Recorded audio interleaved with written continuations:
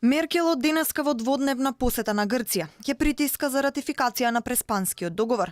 Германската канцеларка се очекува да му даде подршка на Ципрас и да интервенира кај Мицотакис.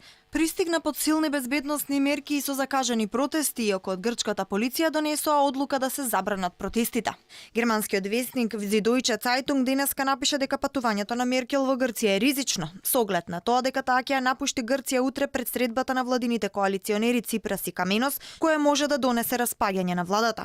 Грчкиот премиер синоќа во интервју изрази надеж дека ќе се договори со лидерот на независни грци, но доколку не се случи тоа, ќе бара гласање за доверба на владата.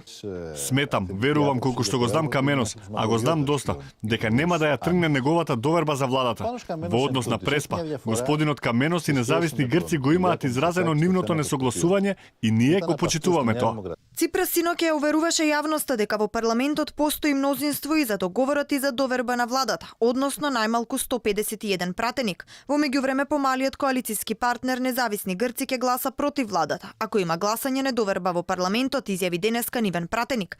За клучна средба се смета и Меркел Мицотакис. Иако е јасно дека нема да го убеди да гласа за Преспанскиот договор, германската канцеларка на утрешната средба со лидерот на опозицијата се очекува да изврши притисок за тој да се согласи со приемот на Македонија во НАТО.